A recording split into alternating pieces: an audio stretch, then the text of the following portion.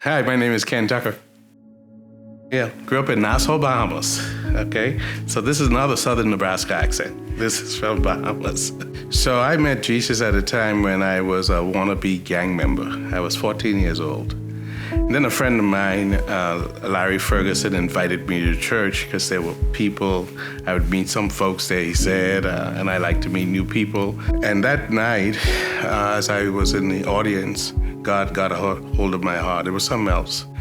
And a little missionary from America at that time led me through the Romans map. And that night at 14 years old, the wannabe gang member became a saint. Never quite the same again. So that's been my journey, just to watch how God invaded my life at a time when I really desperately needed him.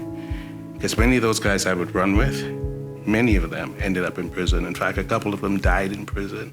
A couple of them are on death row. And it's really been amazing to see that God really does show up. He really shows up, you know, and it's not been an easy walk.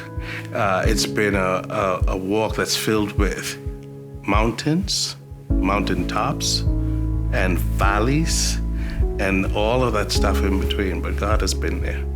So I am happy to say that I'm married to Judy Tucker and have been for 40 years.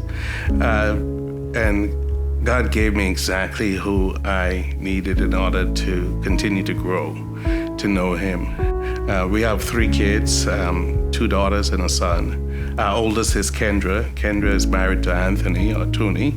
They have 1 grandson, Austin. He's about 1.5 years old.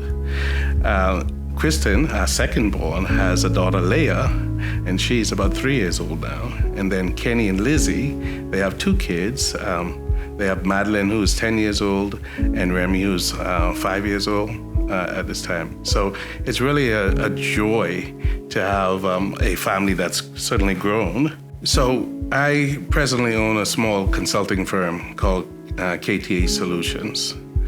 Our work is really in the C-suite. We consult and do leadership development, management development for chief officers, chief executive officers, chief financial officers, chief marketing, anybody with a C in it. Mostly, that's where we spend most of our time. But that's the work we do, during which time I've written a few books around leadership is really my focus. Understanding what leadership characteristics are predictable, what can be trained, what needs to be improved upon, how we can actually identify those who have those things naturally and those who we may be able to train to practice some leadership behaviors. So Judy and I moved from Nebraska, right here. But before we left Nebraska, a friend of mine, Mark Pomeroy, said, when you go to Virginia, you need to go to McLean Bible Church. And we haven't left. We've been here for 20 years. And once we came, we felt that this was where God was calling us. And so we joined, re-engaged as some of the founding members. Well, to cut a long story short, that then began to impact our lives in ways that, again, we hadn't imagined before. Because up until that time, you know, our lives as Christians were simply nominal, you know. And there's nothing more dangerous, I believe, to a marriage than nominal Christian living. And so for the past, I don't know, it's been 7.5 years since it's been around now about that.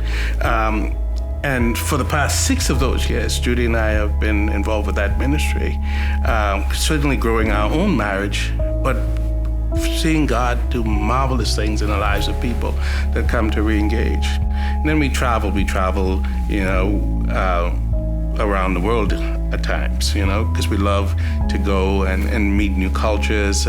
We were just reflecting on that. It always seemed that we want to go someplace where there's water. Well, that kind of makes sense, right? We grew up on an island. Fun for us also is spending time with the grandkids. You know, we have 4 grandkids, you know, and Judy loves to cook, and she loves to try out new foods. So that's a big part of what happens in the fun time.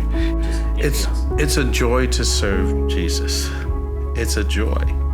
And it's a joy that isn't dependent on whether you're going through a trial or whether you're confessing a sin, or whether it's you learning a hard lesson, the joy doesn't go away. Because it is, as Paul writes, it is that this is but the means by which we get to be with Jesus. It's when he says, to live is Christ, to die is gain. I find myself, Paul says, I'm trying to figure out which place I want to be. I want to live so that there is this tension between being here on earth, serving and loving my wife and serving in the ministry, and being home with Jesus.